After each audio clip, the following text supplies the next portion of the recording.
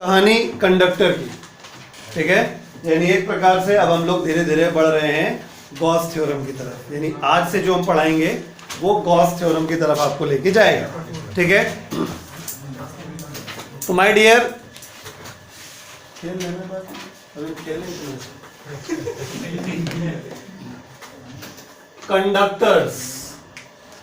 Conductors क्या होते हैं? वही जो बस में टिकट बनाते हैं, नहीं उसकी बात नहीं कर रहे हैं। कंडक्टर्स क्या होते हैं? वो होते हैं जो चार्ज को इजिली एक पॉइंट से दूसरे पॉइंट तक अपने थ्रू आसानी से ट्रांसफर कर देते हैं? हम इसकी बात भी नहीं कर रहे हैं। हम बात कर रहे हैं कंडक्टर्स की जिनको अगर चार्ज दिया जाए, देखो मान लो ये कुंथड़ू जैसा कुछ है, तो ये दूसरा कुंथड़ू है, ठीक है। अगर ये कंडक्टर है, ठीक है, कंडक्टर ए बी, अनानास बनानास सत्यानास, ठीक है। तो अगर हम चार्ज दे देंगे तो चार्ज हमेशा इसके सरफेस पे आएगा, अंदर बनाओगे तो जघन्य पाप हो जाएगा, ठीक है। अगर कंडक्टर है, कंडक्टर क्या होते हैं? मेटल होते हैं। कंडक्टर क्या होते हैं? बोलो, मेटल होते हैं, मेटल होते हैं, ठीक है। तो चार्ज चाहे धन दे दो चाहे ऋण, धन मतलब प्लस और माइनस, चार्ज हमेशा सरफेस पे ही लाई करता है, ठीक है। तो आप कंडक्टर को ऐसे पढ़ना है। वैसे मैंने ये नहीं कह रहा हूं कि वो सारी डेफिनेशन गलत है। कंडक्टर वो होता है जो बस में टिकट बनाता है, ये भी सही बात है। कंडक्टर वो होता है जो अपने थ्रू चार्ज को, करंट को इजीली पास करा देता है, वो भी होता है। कंडक्टर वो होता है जिसके पास ढेर सारे झुआ भर फ्री इलेक्ट्रॉन होते हैं। सब सही है, लेकिन फिलहाल अभी हमें इस हिसाब से देखना है, ठीक है। तो कंडक्टर्स क्या हैं?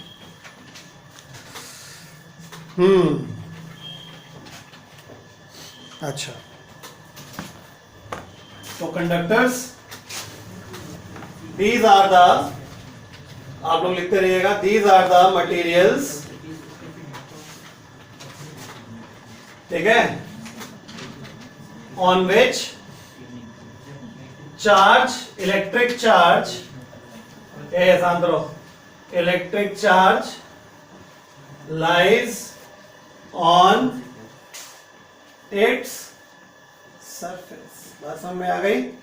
तो फॉर एग्जाम्पल 1, एग्जाम्पल 2, ठीक है। फटाक से ड्रॉ कर लीजिए।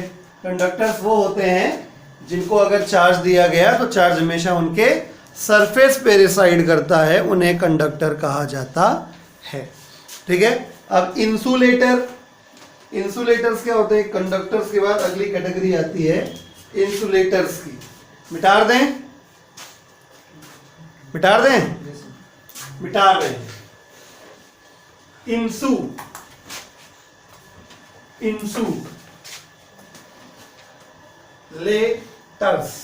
पूरा पूरा लिखा करो, तुम लोग शॉर्टकट पे लिख लेते हो, घर में ढूंढते हो जाके ये क्या था।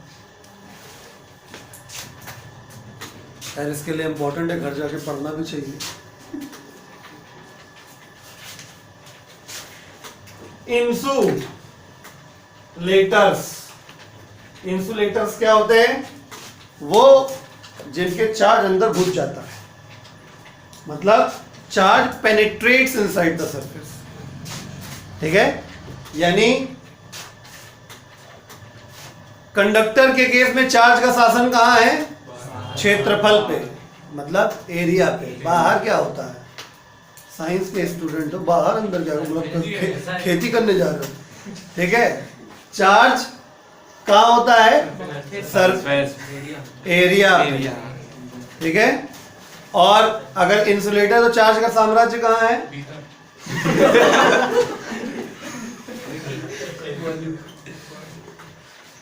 ये पाकिस्तान है, जितना समझाओ माने कि नहीं, ठीक ठीक।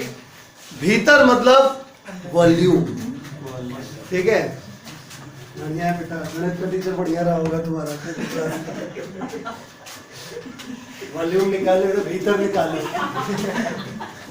एरिया निकालो मतलब बाहर निकालो। ठीक, इंसुलेटर क्या होता है? those materials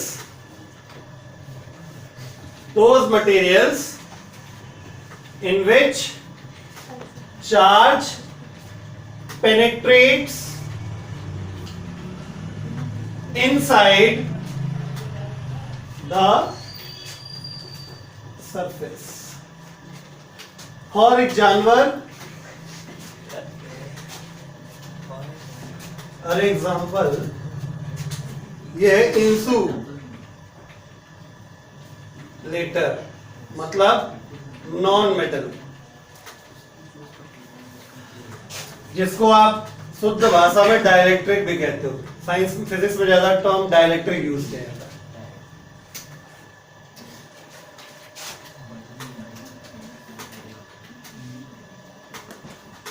डाइलेक्ट्रिक अगर नहीं जानते हो तो केमिस्ट्री पढ़ो जाके, वहां मिलेगा। तो अगर धन चार्ज दिया गया और चाहे ऋण चार्ज दिया गया, चार्ज हमेशा वॉल्यूम के अंदर बनाया जाता है, शो किया जाता है, क्योंकि अंदर पेनिट्रेट कर जाता है। ठीक है, तो एग्जांपल्स आपको पता ही होंगे, नहीं पता है तो लिख लीजिए। कंडक्टर का example silver, copper, gold, aluminium, iron etcetera, है ना। और डाइलेक्ट्रिक वुड, क्ले, माइका, ससुरा, ठीक है, जो भी आपको याद आ जाए। हमारे विद्यालय में बच्चों को कुछ भी याद आता है, कुछ भी लिखते हैं। घोर चिल्ला चिल्ला बताओ कि पढ़ा चेक करने वाला बेवकूफ नहीं है, नहीं, हम जुगाड़ करके डिराइव कर देंगे। आप बस क्वेश्चन में लिख दीजिए ये वाला फॉर्मूला डिराइव करना, वो आखिरी तक आएगा जरूर, चाहे सब गलत आवे। ठीक, चलिए, क्लियर हो गया। तो बेसिकली अपने सिलेबस में पहला वाला आइटम ज्यादा है, कंडक्टर वाला केस ज्यादा है। इंसुलेटर वाला मैं ये नहीं कह रहा हूं कि इंसुलेटर वाला कोर्स में है, नहीं है, लेकिन कंडक्टर वाला केस ज्यादा है। तो आपको हम समझा देते हैं। चार्ज का डिस्ट्रीब्यूशन, तीन तरीके की चार्ज डेंसिटी होती है, तो समझ में आ गया होगा। कंडक्टर वो होते हैं जिनको चार्ज दिया जाएगा तो सरफेस पे रहेगा, वो इंसुलेटर वो होते हैं जिनको चार्ज दिया जाएगा तो उसके अंदर पेनिट्रेट कर जाएगा। ठीक है, अच्छा, तो एक आइटम होता है चार्ज डेंसिटी, चार्ज डेंसिटी, ठीक है। अब चीजें थोड़ी सी अनपढ़ी है। चार्ज डेंसिटी अर्थात चार्ज का कब्जा, मैं इसलिए बात बता रहा था उस वक्त, ठीक है, बात मजाक में भले ही चली गई लेकिन हमारा सेंस कुछ था कहने का, ठीक है। चार्ज का जो जहां पे साम्राज्य है, हम उतने एरिया के हिसाब से, उतने वॉल्यूम के हिसाब से हम कुछ काम करते हैं। समझाते हैं आपको। तीन सिचुएशन है अपने पास। मान लो बेटा कि एक वायर है पतला सा, ए में एरिया नहीं है, वायर मतलब थिन वायर, एरिया नहीं है, वॉल्यूम नहीं है, जो कुछ है सिर्फ क्या है, लेंथ है, ठीक है। तो अगर हम ऐसे वायर को चार्ज देंगे तो चार्ज कहां फैलेगा, सिर्फ जो है उसी में फैलेगा, यानी क्यू चार्ज फैला कितने में, L length. This kind of distribution is called linear charge distribution. हो कि निकल रही है? तो ये जो हो रहा है इसको कहा जाता है लीनियर चार्ज डिस्ट्रीब्यूशन। ठीक, अच्छा, एक ये वाला आइटम है, देखा लग रहा होगा। अरे पतली सी शीट है, शीट, थिन शीट, ठीक है। अब तुम चार्ज फैलाओगे तो कहां जाएगा, सरफेस पे आएगा, एरिया पे आएगा, वही बाहर, ठीक है, क्योंकि अंदर तो जगह ही नहीं है, थिन शीट है, वॉल्यूम नहीं है। आई बात समझ में? थिन शीट, थिन मतलब थिकनेस 0, ठीक। तो अगर चार्ज दोगे तो कहां आएगा चार्ज, सरफेस पे आएगा, यानी क्यू चार्ज ए एरिया की शीट में आया। ये कौन सा डिस्ट्रीब्यूशन, सरफेस चार्ज डिस्ट्रीब्यूशन।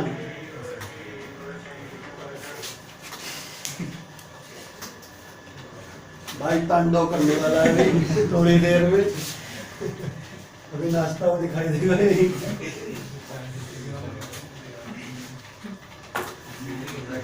जगह खाली करो भैया, सीटें भी हटाओ। बाहर जा करना है हमें।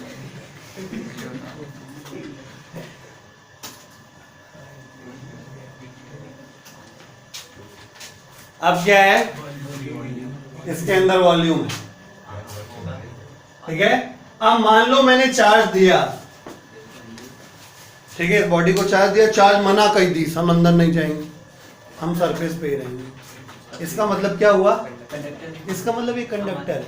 मतलब अगर बॉडी में वॉल्यूम है तो first of all you have to check it, check करना पड़ेगा कि ये कंडक्टर है कि इंसुलेटर, डाइलेक्ट्रिक।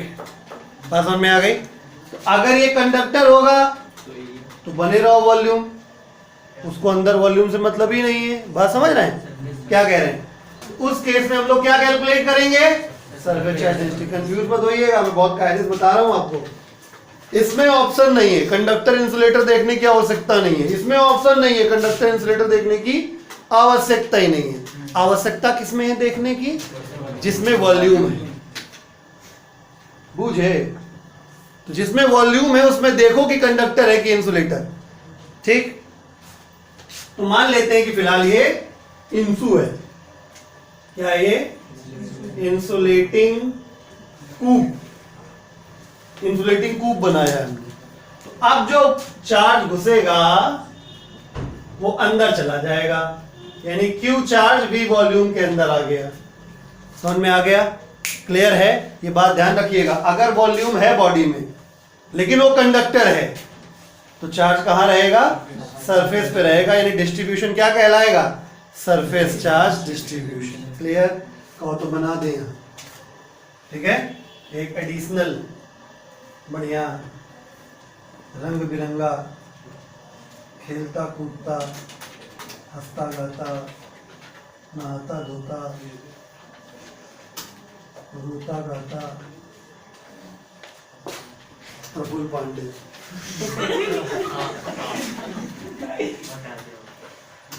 लगा क्या, कहना ही पड़ेगा।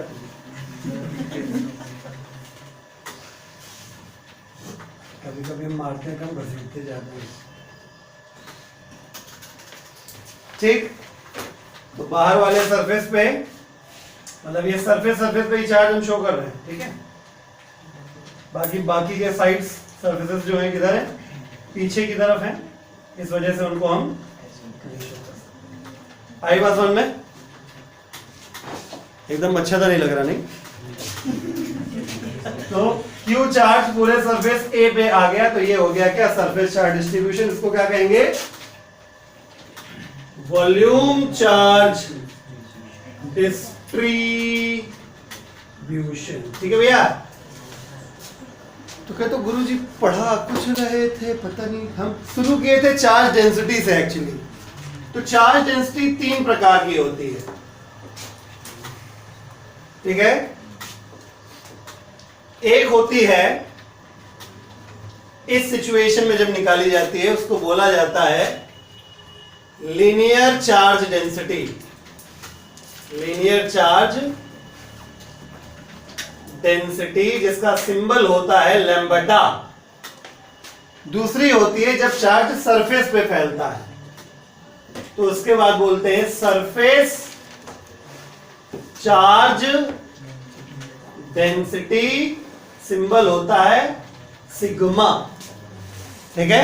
और जब वॉल्यूम में फैलता है चार्ज तो आता है वॉल्यूम चार्ज डेंसिटी, सिंबल होता है रो। तो सुनो, यहां पे कैसे कैलकुलेट होगा, ध्यान सुनिएगा, अभी दोबारा एक बार रिकॉल करेंगे।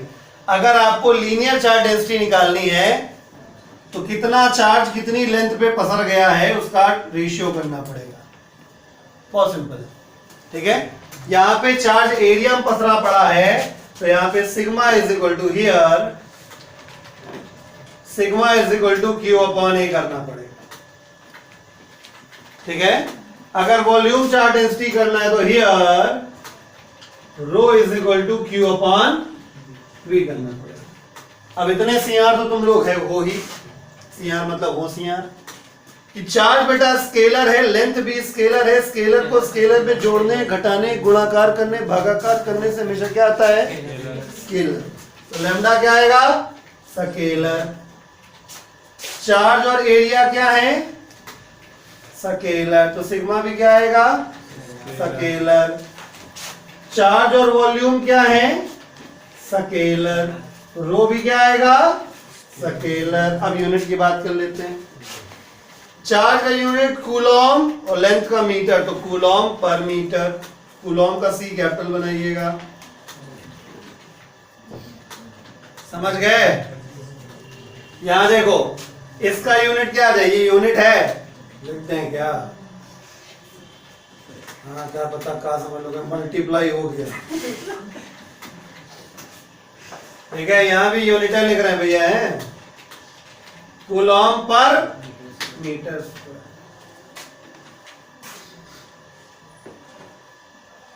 कौन सी लिखी हुई लिख रहा है?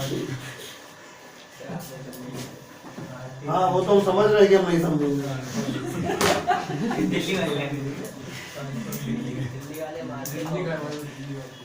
ठीक है, यूनिट कूलॉम पर मीटर क्यूब। बस कानपुर वाले मारते नहीं, नोच लेते हैं।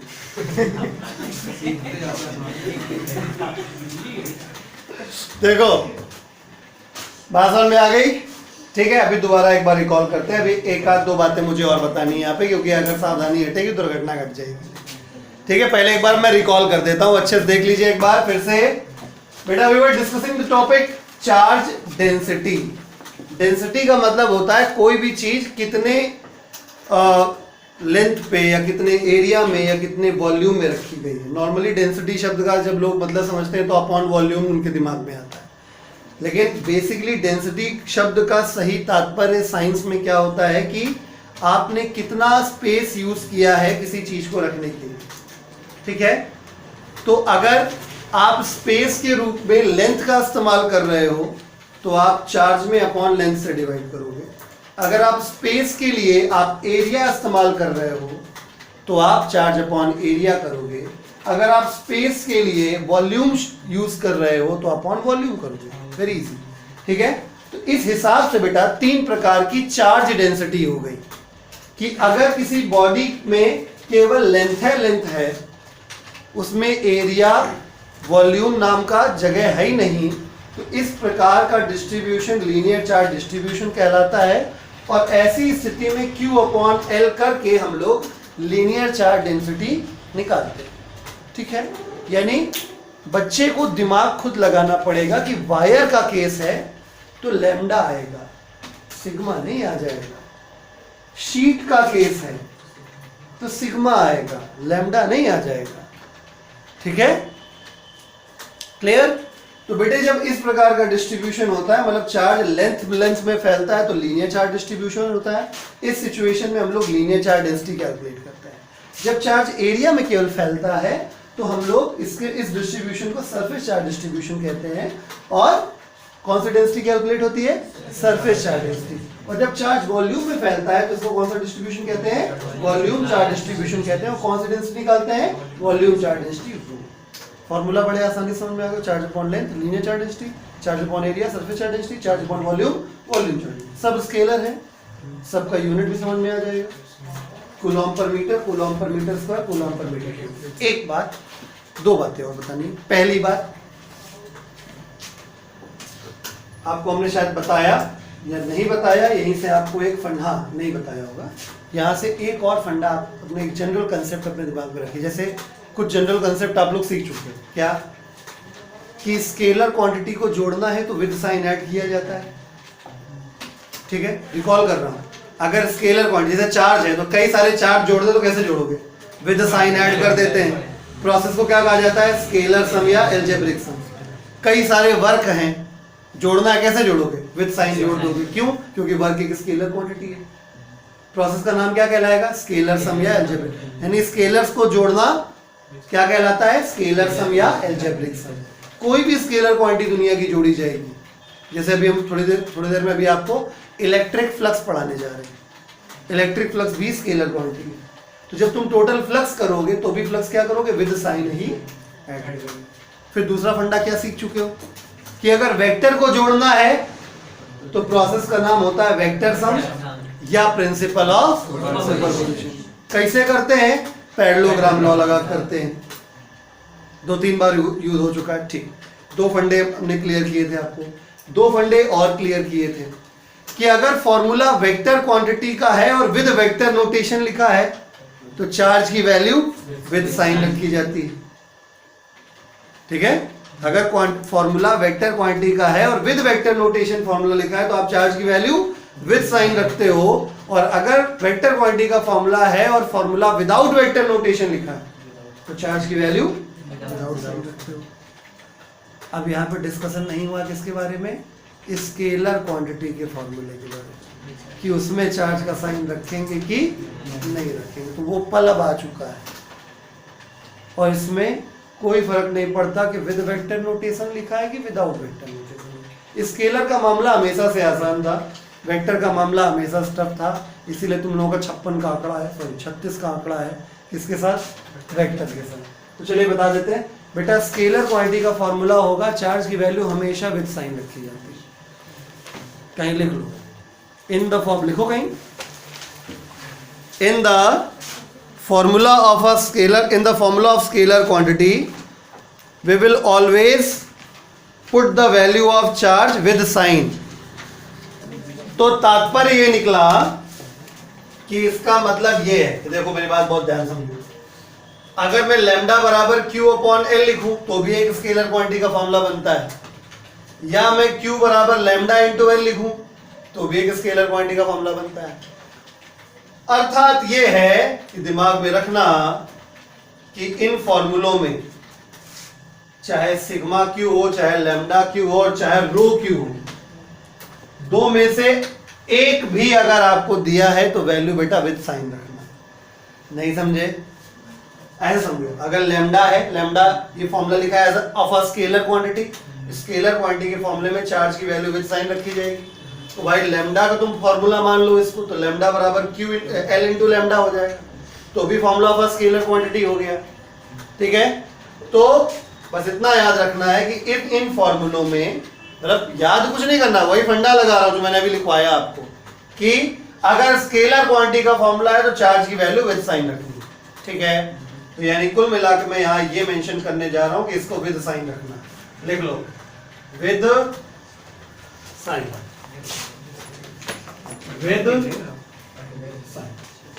नोट कर लीजिए।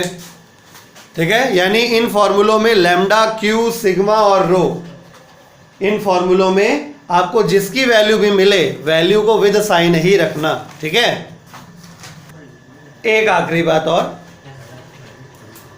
कि अगर बॉडी का शेप यूनिफॉर्म है, जैसे स्फीयर होता है, जैसे रिंग होता है, जैसे प्लेट होती है, डिस्क होती है, यूनिफॉर्म शेप की अगर बॉडी है तो चार्ज भी यूनिफॉर्मली फैलता है। ठीक है, मतलब ये लिखवाने वाली बात नहीं आई थिंक। ठीक है, फिर भी हम बता रहे हैं, अपने दिमाग में रखिएगा। ठीक है, अगर बॉडी यूनिफॉर्म होगी तो डेफिनेटली चार्ज भी यूनिफॉर्मली फैलेगा, ना कहीं कम ना कहीं ज्यादा। ठीक है, यानी अगर बॉडी यूनिफॉर्म होगी तो हर जगह पे लैम्डा का केस है तो लैम्डा, सिग्मा का केस है तो सिग्मा, और अगर रो का केस है तो रो, रो की वैल्यू क्या हो जाएगी? कांस्टेंट हो जाएगी।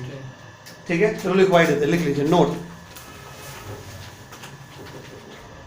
लिखिए, on a body of uniform shape, on a body of uniform shape, charge distributes uniformly. On a body of uniform shape, charge distributes uniformly. Charge distributes uniformly. That is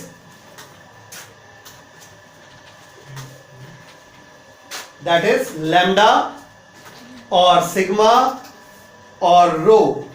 Lambda or sigma or rho remains constant. समझ गए? मतलब जो भी case दिया होगा, wire का case दिया, समझो ऐसे है, टेंशन नहीं लेने का, मैं एग्जांपल दे रहा हूं ना। तुमसे कह दिया गया यूनिफॉर्मली चार्ज वायर, इसका मतलब क्या constant? Lambda constant. Uniformly charge sheet या प्लेट, सिग्मा कांस्टेंट। ठीक है, यूनिफॉर्मली चार्ज कंडक्टिंग स्फीयर, बताओ क्या constant? Uniformly charge conducting sphere, क्या constant? Sigma. Uniformly charge insulating sphere, rho constant. समझे? कंडक्टिंग होगा तो चार्ज सरफेस पे बैठेगा तो सिग्मा वाला केस बनेगा, और इंसुलेटिंग होगा रो वाला केस। समझ गया ना? कोई दिक्कत नहीं। चलिए, तो अब हम लोग रेडी हैं पढ़ने के लिए इलेक्ट्रिक फील्ड लाइंस। ठीक है, ये रब कर दें। तो अगला टॉपिक है अपने पास इलेक्ट्रिक फील्ड लाइन। एक क्वेश्चन 99% आता है इलेक्ट्रिक फील्ड लाइन से, या तो फील्ड लाइन ड्रॉ करने के लिए आता है, या तो फील्ड लाइन की प्रॉपर्टी से रिलेटेड आता है, कुछ ना कुछ तो आता है। ठीक है, इलेक्ट्रिक फील्ड लाइन, इसको पहले किसी जमाने में इलेक्ट्रिक लाइन ऑफ फोर्स भी कहते थे, अब नहीं कहते। Electric field lines. ठीक है, बहुत होशियारी के साथ पढ़ना है। उसका एक कारण है। कारण क्या है कि जितना कुछ आप इलेक्ट्रिक फील्ड लाइन में पढ़ेंगे वही सेम मैग्नेटिक फील्ड लाइन में होता है। ठीक, बस इतना सा फर्क पड़ता है कि electric field line close loop नहीं होती है और magnetic field line close loop होती है। अभी हम समझा देंगे क्या कह रहे हैं, चलो समझा ही देते हैं। एक्चुअली क्या होता है, चार्ज पॉजिटिव और निगेटिव हो सकते हैं, तो फील्ड लाइन प्लस से शुरू होके माइनस पे खत्म होती है, लौट के नहीं आती, यानी प्लस से ओरिजिनेट ही होगी, यही पहली प्रॉपर्टी होती है। अभी हम डिटेल में बात करेंगे, क्लास में आ गया। तो प्लस से फील्ड लाइन बाहर निकलती है और माइनस में चली जाती है, लेकिन मैग्नेट में ऐसा नहीं होता है। ये नॉर्थ पोल या साउथ पोल, मैग्नेट के अंदर फील्ड लाइन सन से हो जाती है, बाहर नस जागो भाई। ठीक है, सन से हो जाती है अंदर, सन से हुआ बाहर नस। ठीक है, यानी क्या है, इसमें गोला कंप्लीट हो जाता है। ठीक है, इसको कहते हैं क्लोज लूप। जब घूम फिर क्या भाई, गुस्सा कर रहा हूं, ठीक है सर, ठीक, मतलब घूर घूर देख रहा, अभी जल जाएगा बोर्ड मेरा। ठीक, आई वजन में। तो ये क्लोज लूप है और ये क्या है, ओपन लूप। ठीक है, नेक्स्ट हम पेपर आते हैं electric field lines. Last lecture में हमें शायद बोला भी था, कुछ बताया भी था, हल्का फुल्का, क्लोज लूप, ओपन लूप, ये लूप फलाना दिखाना लूप। देखो भाई, मान लो कि ये क्या है, इलेक्ट्रिक फील्ड। ठीक है, ये इलेक्ट्रिक फील्ड है। हाँ, मान लेते हैं, मैंने कहा ना, एजूम कर लो ये इलेक्ट्रिक फील्ड है, यानी इस घेरे के अंदर इलेक्ट्रिक फील्ड है। ठीक है, इस घेरे के अंदर इलेक्ट्रिक फील्ड है, घेरे के बाहर इलेक्ट्रिक फील्ड नहीं है। मतलब ये लाइन कहाँ खींची है, इंफिनिटी पे।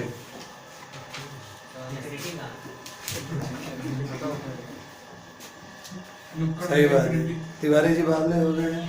अरे भाई, ऐसा बोला जाता है ना कि फील्ड इंफिनिटी के बाद खत्म हो जाती है, भावना आप समझो। ये लाइन इंफिनिटी मान लीजिए आप, वैसे लाइन के जैसा शो करना ये निहायत घोर पाप है, जघन्य पाप है ये, क्योंकि इंफिनिटी कोई डिफाइंड चीज नहीं होती। फिर भी हमने आपको बस याद कराने के लिए मजाक किया है। ठीक है, कि इलेक्ट्रिक फील्ड इंफिनिटी पे खत्म हो जाती है। ठीक है, बाकी इस कहानी के सभी पात्र एवं घटनाएं काल्पनिक है, इसका वास्तविक जीवन से कोई संबंध नहीं है। अगर ऐसा होता है तो इसे मात्र एक संयोग कहा जाए, जस्ट अ कोइंसिडेंस। तो अब हम यहाँ पे एक छोटा मोटा चुन्नू मुन्नू रखेंगे। चुन्नू मुन्नू मतलब टेस्ट चार्ज, ठीक है। तो टेस्ट चार्ज जब यहाँ रखेंगे तो हमने कहा था इलेक्ट्रिक फील्ड बहुत घोर बदतरीन चीज होती है। इलेक्ट्रिक फील्ड है ये, इस इलेक्ट्रिक फील्ड की आदतें बहुत खराब है, संगत खराब हो, है ना पांडे, ठीक है, संगत खराब हो गई है। तो संगत खराब होने में क्या है, मतलब ये कि जैसे ये इलेक्ट्रिक फील्ड है तो अब इनका स्वभाव बन चुका है कि इसके अंदर जैसे ही चार्ज आएगा चार्ज पे फोर्स लगेगा, ठीक है कि नहीं पांडे, फोर्स लगेगा। अब कोई व्यक्ति चुपचाप सामने खड़ा तो पीछे गए घुसड़ के लात मार दिया तो फोर्स लगेगा तो बंदा आगे बढ़ेगा। तो यही हुआ, सीधा है ना, ठीक है। तो क्या हुआ, इलेक्ट्रिक फील्ड में बंदा आया तो इसके ऊपर फोर्स लगना शुरू हुआ। तो मान लेते हैं कि ऐसे ऐसे ऐसे ऐसे चल रहा है, ठीक है, चला तो बाहर निकल गया, ठीक है। इंपॉर्टेंट ये नहीं कि बाहर निकल गया, इंपॉर्टेंट ये है कि जिस रास्ते को फॉलो करते हुए गया है इसी को हम लोग कहते हैं इलेक्ट्रिक फील्ड लाइन। आई बात समझ में? यानी whenever we place a charge inside an electric field, you, ठीक है, whenever we place a charge inside an electric field, it follows a particular path. This particular path is called electric field line. Full से engine समझो, charge जैसा जैसा path करते करते जाएगा वही पाथ इलेक्ट्रिक फील्ड लाइन कहलाएगा, तथास्तु, समझे, ठीक है। अब पाथ में दो गुण हैं, अल्टीमेटली एक ही मान लो, कानपुर वाला गुण नहीं है, ठीक है। कानपुर में सड़कें नहीं होती हैं, गड्ढों में सड़कें होती हैं, ठीक है। और दूसरा, यहाँ पे अचानक कोई भी टर्न आ जाता है, ठीक है, यू टर्न, कौ बंदे ही सामने जाते जाते मन में आया टर्न घूम गया, कैंसिल, आगे जा रहा तो मन नहीं करता, वही घूम गया खड़े खड़े, ठीक हो जाता है। तो भैया यहाँ ये दो चीजें नहीं है, मतलब अचानक से कहीं गड्ढा नहीं आएगा, मीन्स अचानक से कोई ब्रेक नहीं आएगा, ठीक है, लाइन बीच में नहीं टूटेगी, और अचानक से लाइन ऐसे नहीं हो जाएगा कि चार्ज का मन आया ये भी नहीं, चलो वापस चलते, ऐसा नहीं होगा। आई बात समझ में? तो ये दो चीजें याद रखिएगा। तो साइंस की भाषा में मैं डिफाइन कर देता हूं। These are the imaginary smooth curves drawn inside the electric field which is followed by a positive test charge left free inside the electric field. आइला अंग्रेजी, ठीक है। तो डेफिनेशन है, these are the imaginary smooth curves drawn inside an electric field which is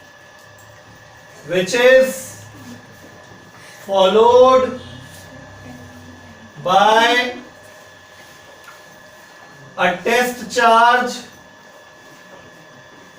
left free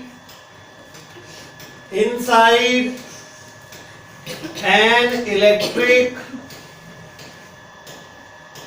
field। समझ गए? तो these are the imaginary, मतलब वहां कोई रेडीमेड बना बनाया हाईवे नहीं है। जैसे जैसे पार्टिकल चलता जाता है वैसे वैसे पाथ जो बनता जाता है वही होता है। स्मूथ मतलब इसमें कहीं भी गड्ढा कोपचा नहीं मिलेगा, यानी अचानक से ब्रेक नहीं होगा, ठीक है। कर्व्स, यहाँ पे कर्व का मतलब गलत मत लीजिएगा, कर्व एक जनरल ज्योमेट्री होती है। कर्व एक पैराबोला भी हो सकता है, कर्व एक इलिप्स भी हो सकता है, कर्व एक सर्किल भी हो सकता है, और कर्व एक स्ट्रेट लाइन भी हो सकता है। मैथमेटिक्स की भाषा में बात कर रहा हूँ, ठीक है। कोई 9-10 के बाद से मैथ से नाता तोड़ दिया हो अगर, तो बाद में लड़ने ना आ जाना। नहीं, बचपन में जब हम छोटे थे तो हमने पढ़ा था स्ट्रेट लाइन और कर्व, ठीक है, ठीक।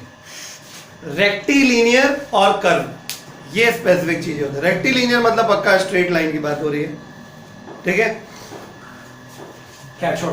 तो कर्व का मतलब स्ट्रेट लाइन भी हो सकती है और टेढ़ी मेढ़ी लाइन भी हो सकती है, ठीक है।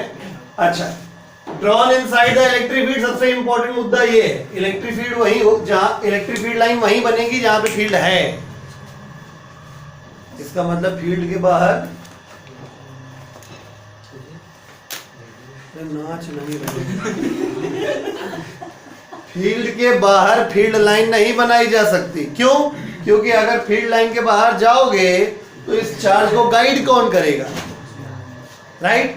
क्योंकि फील्ड के अंदर फोर्स लग पाएगा, फील्ड के बाहर तो फोर्स लगेगा नहीं, अब वहां लात कौन मारेगा? ठीक है, वहां आदमी ही नहीं लात मारने के लिए।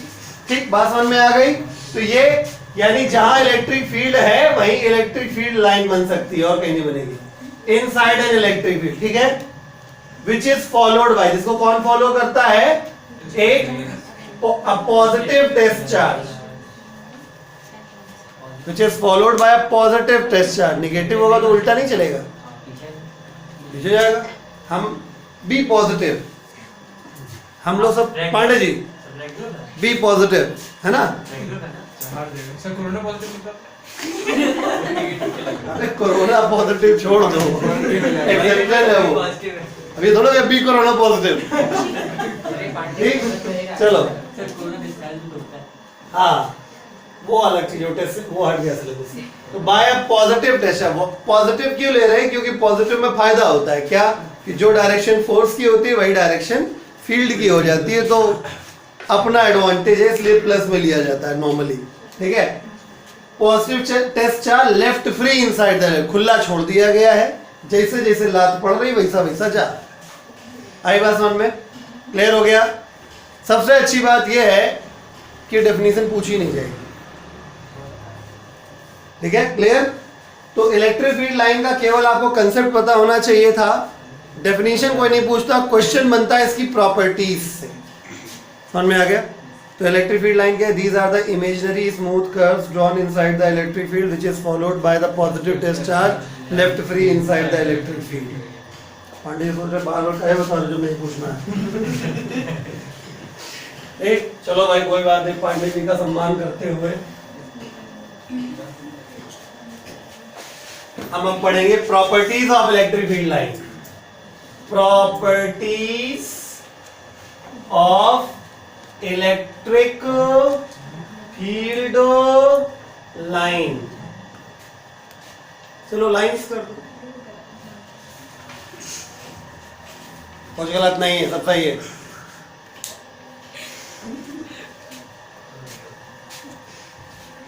ठीक है, तो पहली प्रॉपर्टी क्या है? इलेक्ट्रिक फील्ड लाइंस हमेशा पॉजिटिव चार्ज से ओरिजिनेट होती हैं और नेगेटिव चार्ज पे टर्मिनेट होती है, अर्थात ये ओपन लूप्स होती है, ओपन कर, अर्थात ये लौट के वापस नहीं आती। मैंने लास्ट में डिस्कस किया था। ठीक है, तो पहली प्रॉपर्टी है, फटाफट लिख लेता हूं, these originate from positive charge and terminate, point to be noted, terminate खत्म हो जाती है वहां पे, originate and terminate। ठीक है, मतलब क्लोज लूप में आप कह नहीं सकते हो कहां से ओरिजिनेट हुआ कहां पे टर्मिनेट हुआ, यहां पे शब्द इस्तेमाल हो रहा है ओरिजिनेट एंड टर्मिनेट। तो these originate from positive charge and terminate at negative charge। अगर हम फिगर बनाएं, ये पॉजिटिवली चार्ज बॉडी, ये नेगेटिवली चार्ज बॉडी, ये ठीक है,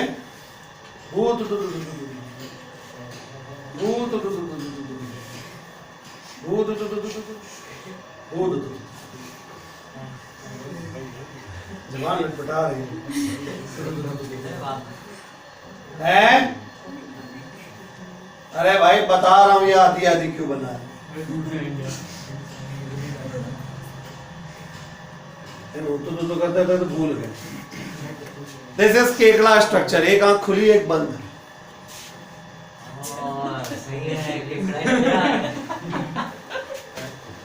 बहुत गहरी सोच रखता है आदमी, हमने कह दिया ऐसा कुछ नहीं है इसमें। तो यहाँ पे लाइन जो बीच में हमने यहाँ तोड़ दी है, इसका मतलब ये कि फिगर में पेज में जगह कम थी, ये घूम के दूर से आ रहा था तो रास्ते में पेज कट गया इसलिए नहीं बन पाया। इसका मतलब ये नहीं कि अभी तो कहीं टूटती नहीं, लो इतना बड़ा गैप बना दी, टूटी नहीं है, ये सिर्फ पेज खत्म हो गया, ऐसा इमेजिन करिए। ऐसे बना रहे थे, यहाँ पेज खत्म हो गया तो इस वजह से लौटते वाला बना दिया, पेज के बाहर वाला गायब हो गया। आई बात समझ में? ठीक, तो ये डायग्राम आप बनाएंगे। दूसरी जो प्रॉपर्टी होती है, अगर हम इलेक्ट्रिक फील्ड लाइन के ऊपर क्या कर दें, एक टेंजेंशियल एरो ड्रॉ कर दें, यहां चाहो तो लिख लो ओपन लूप,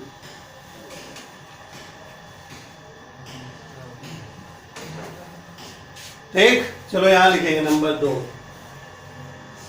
2 नंबर का काम साइड में किया। ये क्या है? क्या है? Electric field line, electric field line, ठीक। अब यहां पे हम क्या करेंगे, एक टेंजेंशियल एरो ड्रॉ करेंगे। सपोज ये P पॉइंट पे टच करता हुआ, टेंजेंट क्या होता है? एक पॉइंट पर टच करते हुए एक लाइन होती है।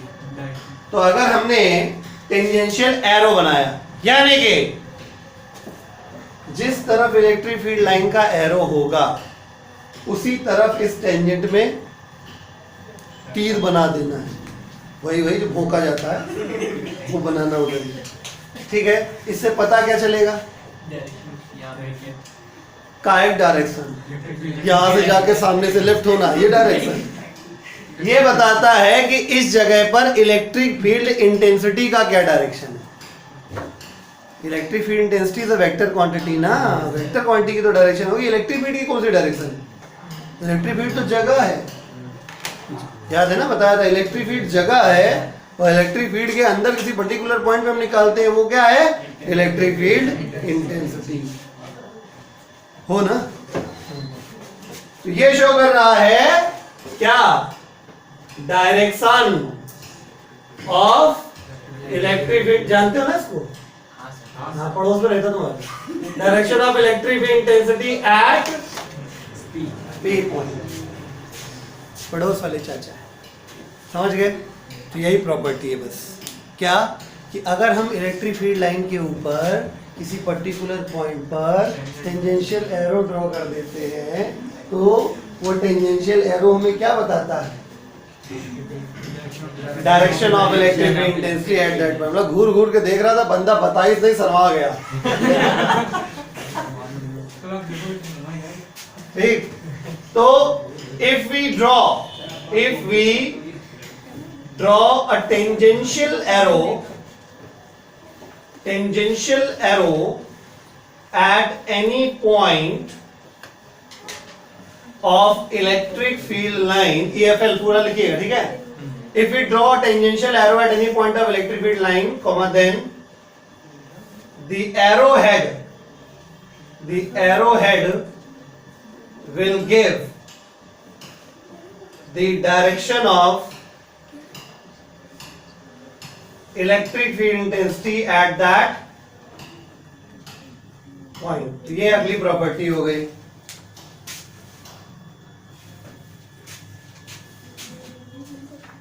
कुछ लोग हमारे मुड़ते समय का पूरा उपयोग कर लेते हैं, घर से पका के लाते हैं और यहाँ सब बगल वाले कान में उगल देते हैं, बांधते हैं। इतना स्नेह है बगल वाले कान से कि मन बस चले तो को घुस जाए उसी के अंदर। सब वहीं बता के निकले, लगा रहा निवृत्त हो गया, हाँ अब चलो, अब पूरा हो गया, अब चलते हैं घर।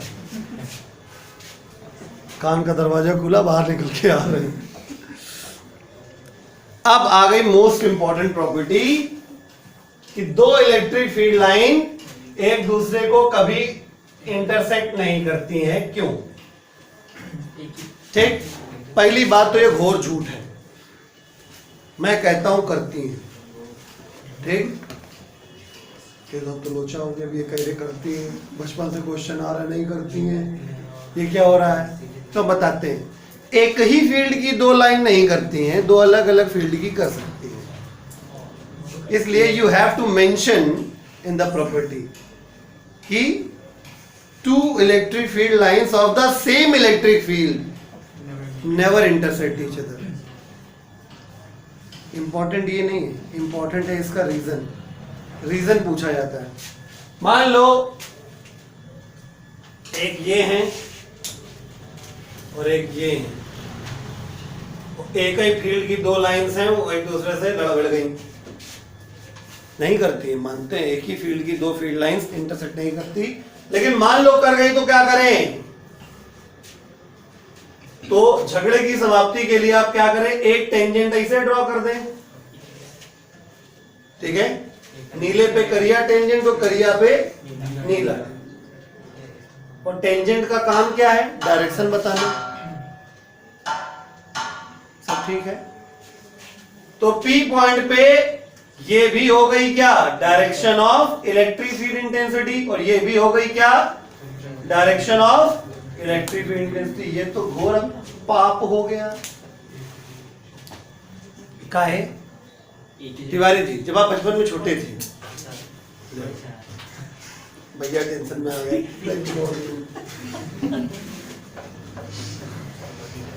तो VPD अर्थात रूल नंबर 111, एक वेक्टर का एक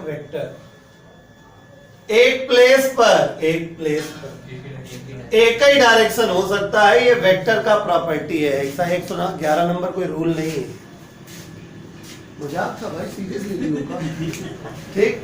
एक वेक्टर का इलेक्ट्रिक फील्ड इंटेंसिटी क्या है? वेक्टर है, और ये जहां पे भिड़ गए एक दूसरे से, वो एक जगह है, एक प्लेस है। डायरेक्शन दो कैसे हो गई? यानी वेक्टर का नियम वायलेट हो गया इस जगह, ठीक है? तो वेक्टर का नियम वायलेट नहीं होगा, आपने बनाया गलत है। अर्थात दो लाइंस कभी एक दूसरे को इंटरसेक्ट करती ही बट एक ही फील्ड, समझ गए? एक ही फील्ड की दो फील्ड लाइंस एक दूसरे को कभी भी इंटरसेक्ट नहीं करती हैं। अगर वो ऐसा करती हैं तो उस जगह पे क्या हो जाएगा?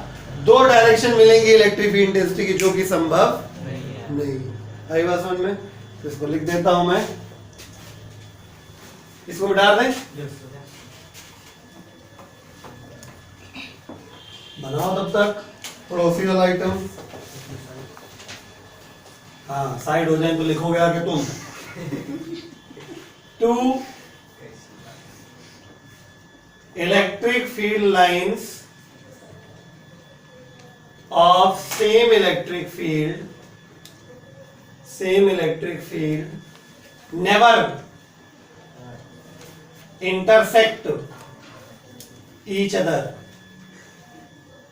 intersect each other, because if they do so,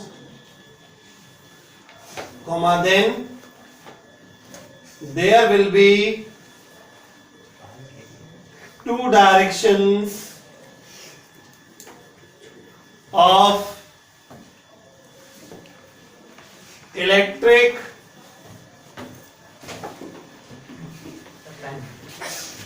field intensity at the point of intersection. Sir एक ब्लैक पेन देगी।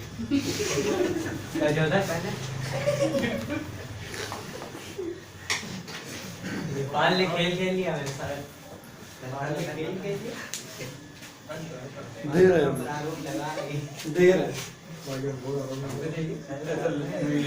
इतना निर्लज्ज आदमी, आदमी पड़ोस पड़ोस से मांगता है वो डायरेक्ट हमी से। सर पिछले जन्म में जो करिया पे उधार लिए थे।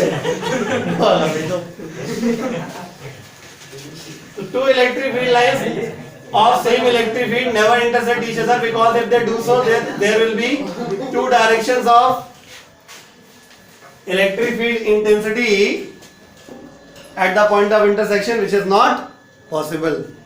ठीक है? उसके बाद फॉर एग्जाम्पल करके आप इसको बना सकते हो। VPD लिखने की इच्छा हो तो लिखो, नहीं तो कोई बात नहीं, ठीक है?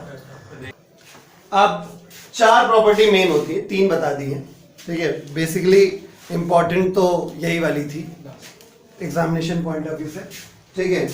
बाकी तो इसको बताने के लिए, भूमिका बनाने के लिए 2 बतानी पड़ेगी, ठीक है। तो जो तुम लोगों का सिलेबस रिडक्शन हुआ है वो भी कुछ इसी प्रकार का है कि शुरुआत की 2 चीज़ें हटा दी गई तीसरी वाले सिलेबस में, लेकिन दिक्कत ये है कि शुरुआत में 2 पढ़ोगे नहीं तो तीसरी समझ में कैसे आएगी।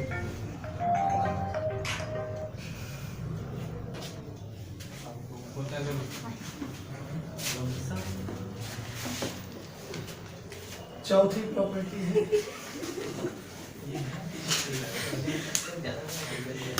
बड़े लोग हैं भैया, बिजी रहते हैं।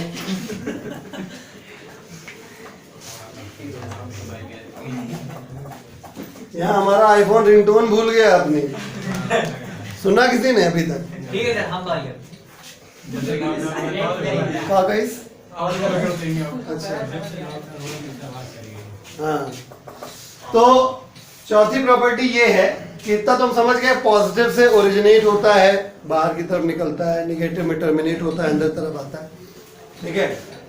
लेकिन जो मेन चीज इस प्रॉपर्टी में बतानी है कि अगर कोई चार्ज्ड बॉडी है, ठीक है, तो इसमें बाय 1 गेट 1 फ्री वाला केस करेंगे, थोड़ा सीरियसली समझिएगा। पहली बात तो ये समझिए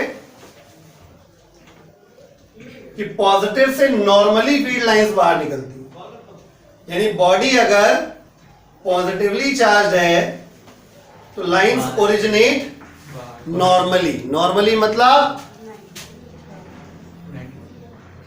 अगर उनको एक्सटेंड करेंगे तो सेंटर से आती हुई महसूस होंगी, ठीक है। कुछ लोग ये भी कह सकते हैं नॉर्मल का मतलब होता है परपेंडिकुलर टू द सरफेस, लेकिन जो मैंने बात बताई वो बेसिक बात वही है। नॉर्मल का मतलब होता है a line which passes through the centre of curvature of the geometry is called normal, ठीक है।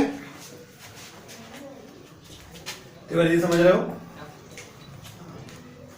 अब नॉर्मल लोग समझ रहे हैं तो अच्छी बात है, डेफिनेशन इंपॉर्टेंट है। ये नेगेटिव है, इसमें क्या होगा?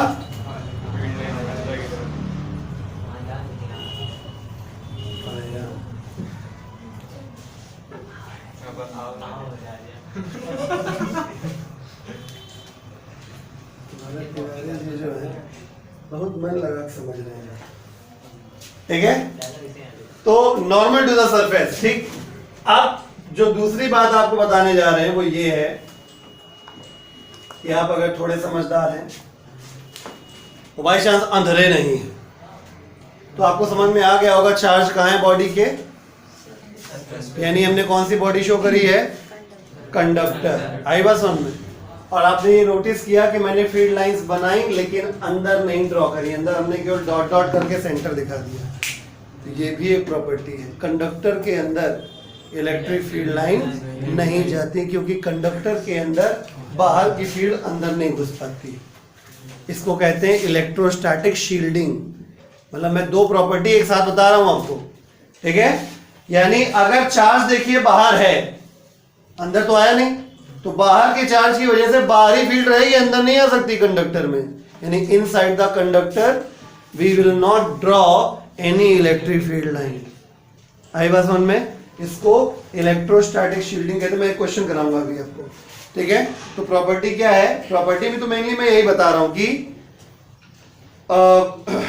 On a charged conductor electric field lines are always normal to the surface, ठीक है।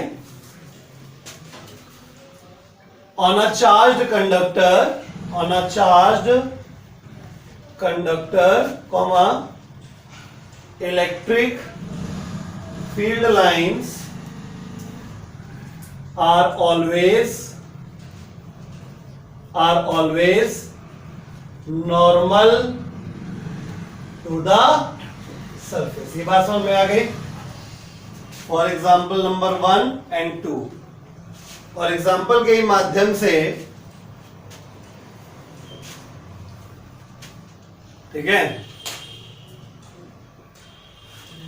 चार्ज कंडक्टर स्पेशली मत लिखो, चार्ज बॉडी लिखो। और चार्ज बॉडी बॉडी कोई भी हो कंडक्टर से, एग्जाम्पल के तौर पे मैंने वो कंडक्टर लिया क्योंकि मुझे आपको एक के साथ एक बात जोड़ के बतानी थी। और ये भी बात सही कि नॉर्मली हमारे कोर्स में कंडक्टर ही ज़्यादा है, इस वजह से हम कंडक्टर की बात करें, ठीक है। तो किसी भी बॉडी के ऊपर जो कि चार्ज हो उसके ऊपर इलेक्ट्रिक फील्ड लाइन हमेशा नॉर्मल होती है सरफेस के। आगे बात समझ में? अच्छा, अब ये ड्रॉ हो गया, क्लियर। एक क्वेश्चन हम आपको देते हैं,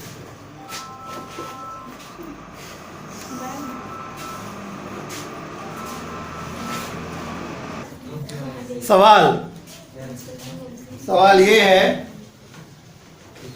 कि यहाँ पे 3 इलेक्ट्रिक फील्ड लाइंस हमने शो करी हैं, ठीक है। और ये बीच में जो है वो एक कंडक्टिंग स्फीयर रख दिया गया है। आपको ये बताना है कि इसमें कौन सा वाला सही बना है, 1 2 3 में कौन सा वाला सही है। कितने लोग कह रहे हैं 3 वाला? 1, 3 वाले पे 1 वोट है।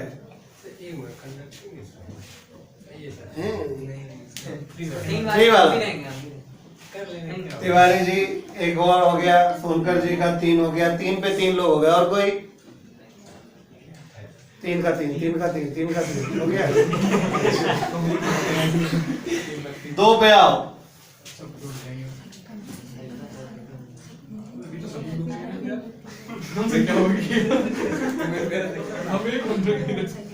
नहीं कुछ लोग सोच रहे हैं नन ऑफ दीज का नहीं दिया यार, चौथा ऑप्शन था ठीक। नन ऑफ दीज वाला कोई ऑप्शन नहीं, सबको वोट देना पड़ेगा, नहीं तो हम सबकी फीस 2-2 हजार रुपये बढ़ा दूंगा। पहले वाले सेकंड, पहले वाले में गुप्ता जी बढ़ गए 4, 3 का 4 हो गया। तुम पहले वाले में 3 का 3, 3 का 3, पहले वाले में गुप्ता, पहले वाले में कितने लोग हैं? 1 2 ये क्या है? 1 2 3 4 5 6 7 8 9 10 11 वो कि नहीं है?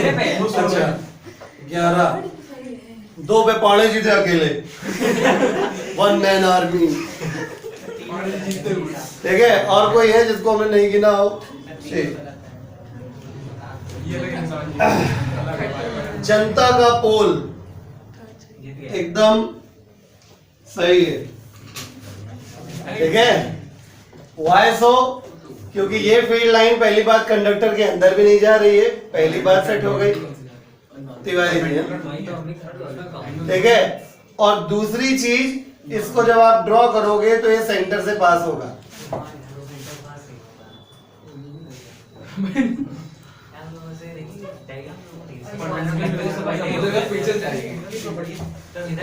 अच्छा हाँ, मतलब तस्वीर आ रहा बगल में घूम के निकल गया, जो देखे तुम्हें दिख रहा है वो बताओ। आई बात समझ में? तो इसको कहते हैं बेटा इलेक्ट्रोस्टैटिक शील्डिंग, यानी फील्ड बाहर है और अगर आपको किसी चीज को बचाना है इलेक्ट्रिक फील्ड से तो आप एक मेटल का डब्बा वहां रख दीजिए, मेटल के डब्बे के अंदर इलेक्ट्रिक फील्ड लाइन नहीं जाती है। आई बात समझ में? अंदर नहीं जाए तो बाहर आ जाए सरफेस पे। हमारे दिल्ली वाले भैया ने एकदम सही सवाल पूछा है, देखिए बता देते हैं। यहाँ पे एक कंसेप्ट है इंडक्शन का, ठीक है। जब लाइंस यहाँ पे जा रही तो आप इसको इमेजिन कर सकते हो कि इस सरफेस पे नेगेटिव चार्ज आ गया, ठीक है। और एक फेस पे जितना नेगेटिव आता है दूसरे फेस पे उतना ही पॉजिटिव इंड्यूस होता है। इसको इलेक्ट्रोस्टैटिक इंडक्शन कहते हैं। अभी हम पढ़ाएंगे, आपको जब गॉस थ्योरम पढ़ाएंगे तो उसी दौरान पढ़ाएंगे। आई बस में, यानी एक प्रकार से ये फील्ड लाइन जिस पॉजिटिव से आ रही थी वो इस नेगेटिव में चली गई और फिर उसके अपोजिट साइड में जो पॉजिटिव आया वहां से ओरिजिनेट हो गए आगे वाले नेगेटिव में चली गई। समझे? ऐसा होता है, ठीक है, क्लियर। तो ये केवल इलेक्ट्रोस्टैटिक शील्डिंग समझाने के लिए मैंने आपको ये सवाल दिया है, ठीक है। बाकी अगर अब भी ना समझ में आया तो बताओ, इस रुमाल का एक धागा दे दे, निचोड़ के पी लेना। एक झटके में फिजिक्स अंदर, सारे कीड़े बाहर, फिजिक्स अंदर। हाँ, ओके। चलिए तो अब पढ़ेंगे हम लोग एरिया वेक्टर। ठीक है, इलेक्ट्रिक फील्ड लाइन समझ में आ गई। एक बार रिकॉल कर देते हैं इलेक्ट्रिक फील्ड लाइंस क्या है। इलेक्ट्रिक फील्ड लाइन किसी भी इलेक्ट्रिक फील्ड के अंदर ड्रॉ किए हुए इमेजिनरी स्मूथ कर्व होते हैं, ठीक है, जिनमें ना कहीं शार्प टर्न होता है और ना कहीं पे ब्रेक होता है, ठीक है। आई बस बीच में कहीं ब्रेक नहीं होता, मतलब फील्ड लाइन प्लस से निकलेगी तो माइनस में घुसेगी, बीच में कोई स्टॉपेज नहीं है। आई बस वन में उसके बाद इसकी प्रॉपर्टीज ने बताया कि these originate from positive charge and terminate at negative charge. फिर अगली प्रॉपर्टी बताई कि फील्ड लाइन के ऊपर किसी पर्टिकुलर पॉइंट पे अगर हम लोग एक टेंजेंशियल एरो ड्रॉ कर दें, ठीक है, तो टेंजेंशियल एरो हमें क्या बताता है, उस जगह पर इलेक्ट्रिक फील्ड इंटेंसिटी की डायरेक्शन बताता है, ठीक है।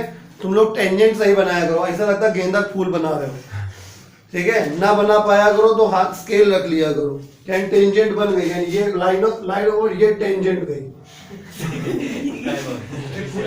ठीक है, टेंजेंट उगा देते हो तुम, वो आगे पूछा है। ठीक। तो ये स्केल ले लो, 4-10 रुपए जो आता हो, ठीक है, ठीक है। और दो electric field line never intersect each other because if they do so there will be two directions of electric field intensity at the point of intersection which is not possible। पाड़े जी यो, ठीक है। उसके बाद इलेक्ट्रिक फील्ड लाइन पॉजिटिव, जो भी charge body होती है हमेशा उसके सरफेस के नॉर्मल रहती है, अब चाहे नॉर्मली आउटवर्ड जा रही हो चाहे नॉर्मली इनवर्ड जा रही हो। अब बात करते हैं बहुत ही कॉम्प्लिकेटेड और बहुत ही खतरनाक विषय की, जो कि है एरिया वेक्टर, ठीक है। पहली बार जब पढ़ा जाता है तब यही लगता है कि अचानक इसको क्या हो गया, क्या एरिया बचपन से पढ़ा था तो स्केलर चला रहा था, अचानक से टोल में आते हुए वेक्टर हो गया, ठीक, गंगाधरी शक्तिमान है, ठीक। तो एरिया में वेक्टर ऐड हो गया, ठीक है, कैसे ऐड हो गया बताते हैं।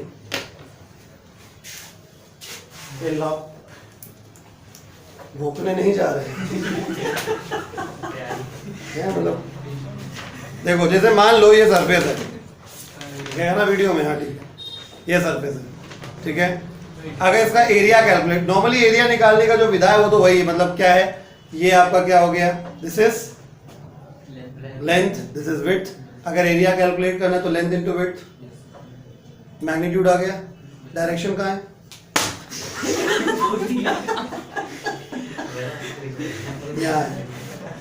ये है डायरेक्शन, यही होता है डायरेक्शन। समझ में आया, याद रहेगा, बोर्ड के पेपर में करना कैसे direction of area vector, area vector. अच्छा वो वाइवा नहीं होता तुम्हारे यहाँ, चेक कर दो एग्जामिनर के अंदर, कोई बात नहीं, ठीक हो जाएगा, ठीक। तो एरिया वेक्टर ये हमारा वही पुराना वाला एरिया है, बट हम लोग इसमें डायरेक्शन इन्वॉल्व कर दिए, ठीक है, यानी इसमें कोई नई चीज नहीं है, यानी ये वही एरिया है। तो it is a vector quantity, it is a vector quantity. Pandey ji पूछे इसकी डेफिनेशन इंपॉर्टेंट है, एरिया वेक्टर निकालना आना चाहिए। सर मेरे नाम पे ना बात कराइए। नहीं, तुम्हारा नाम तो बहुत बड़ा सेलिब्रिटा का नाम है ना, मतलब वो जगह इस्तेमाल नहीं कर सकते तुम, कॉपीराइट हो जाएगा, घुमा मारते फट जाओगे। It is a vector quantity whose,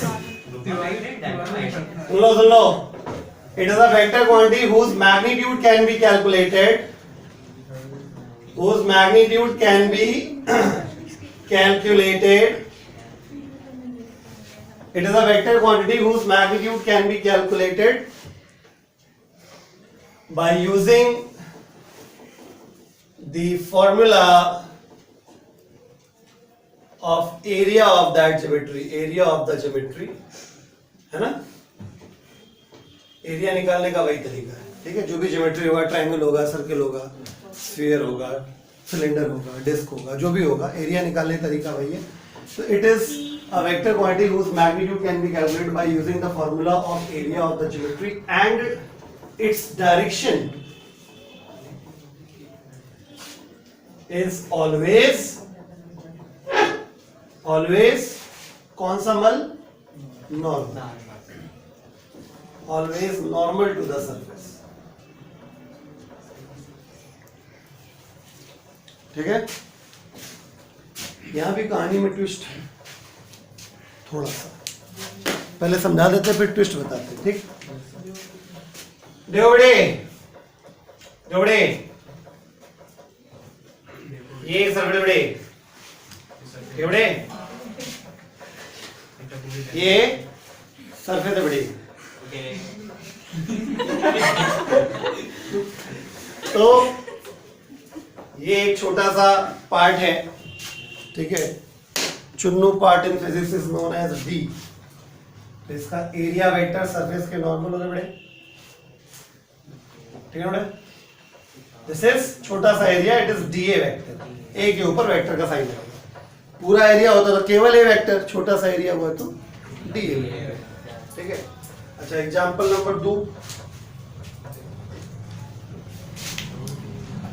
curved surface है. मान लो स्फीयर हो गया. ये स्फीयर.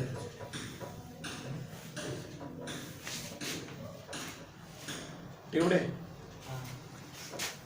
यहाँ पे हमने छोटा सा एरिया ले लिया है ना.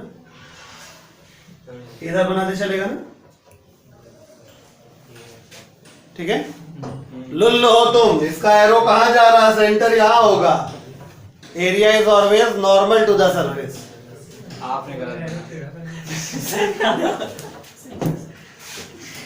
अरे प्रैक्टिकल हुआ नहीं है. इसीलिए स्कूल टीचर में भी पढ़ना चाहिए. यहाँ भी तो हो गया. सर फीस पहले ले लीजिए.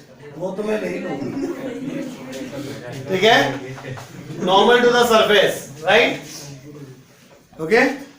अब एक सिलेंडर की बात कर लेते हैं. देखो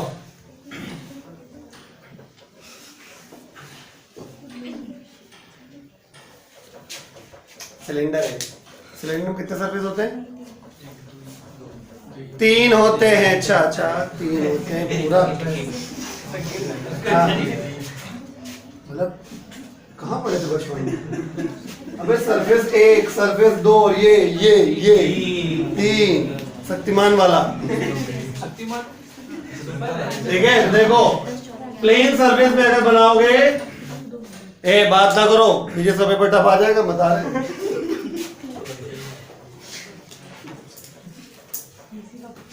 ऐसा आशीर्वाद दे दूंगा, फिर सब पे टप आ जाएगा.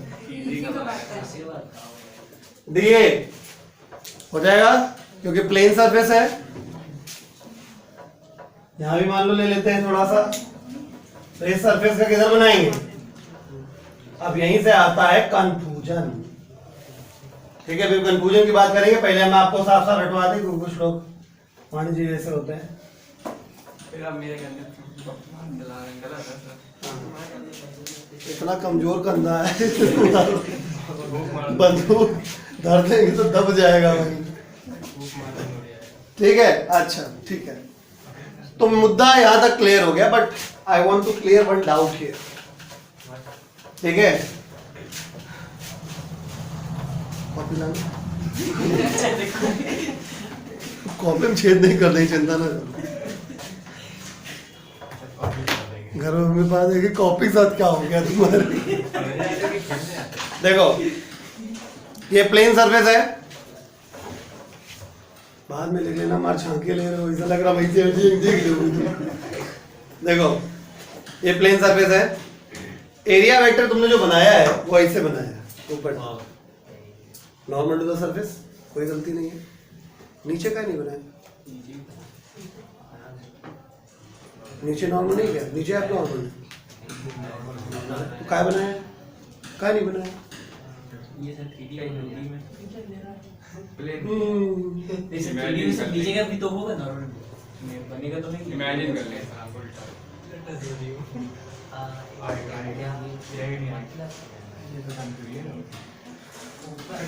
नीचे क्यों नहीं नहीं है, बना सकते हैं लेकिन बनाएंगे नहीं। मर्जी की बात नहीं है, जहां से ऑब्जर्वर देखेगा वही जो दिखेगा वही बनेगा। ठीक, मतलब ये इंक्लाइनेशन आप देखिए प्लेन का, तो मुझे टॉप दिखाई दे रहा है, इसका टॉप दिख रहा है, तो हमने टॉप पे बनाया तो ऊपर जाएगा। उसी प्रकार से हम बना सकते थे अंदर भी, लेकिन स्फीयर के अंदर तो ना घुसे हैं, क्योंकि स्फीयर के अंदर होते तो स्फीयर दिख कहाँ रहा होता है, इसका मतलब मैं बाहर खड़ा हूं, देखो ना गोल गोल दिख रहा है ना, इसका मतलब तुम बाहर हो। तो तुम बाहर हो तो अंदर वाला एरिया वेक्टर कैसे दिखेगा? जरूरी कांच का गोला हो। ठीक, तो तुम बाहर खड़े हो, इस वजह से ये वाला दिखेगा, अंदर वाला जो बनेगा वो दिखेगा ही, वही वाला लेना है जो देखना है। इसमें भी क्या है कि अंदर चुआ देंगी, ऐसे कर देंगी, इसको अंदर घुसेड़ देंगी, तो सिलेंडर के अंदर दिखेगा ही नहीं। तुम बाहर खड़े हो ना, महसूस कर पा रहे हो बाहर खड़े हो, ठीक है? तुम अगर सिलेंडर देख पा रहे हो तो तुम बाहर हो, ठीक है? तो कौन बेचारा इंसेप्शन, सपने के अंदर सपना, सपने के अंदर सपना, सपने के अंदर सपना, मतलब तुमको अगर सिलेंडर दिख रहा हो तो तुम सिलेंडर के बाहर हो, इमेजिन। ठीक, इसका मतलब ये कि अब जब तुम एरिया वेक्टर जिस सरफेस पे दिखाओगे, इसमें दिखाओगे तो ये तुम्हें टॉप दिख रहा है इसका, इधर बनाओगे तो बॉटम दिखेगा इसका, तो ये साइड वॉल दिखेगी। ठीक है, इधर भी बना सकते थे, ठीक है, बात समझ में आया? एरिया वेक्टर वो बनाया जाता है जो दिखाई देता है। अब कुछ लोग बहुत बिजी हैं, घरों से फोन आ रहे हैं, चलो ऊपर का टॉप है नीचे टॉप है। ऊपर का टॉप की नीचे टॉप, कौन सा टॉप? ये अरे भाई कहीं भी बनाओ, तुम इधर बना के इधर बना तो क्या दिक्कत है? स्पेयर में टॉप थोड़ा ना होता है।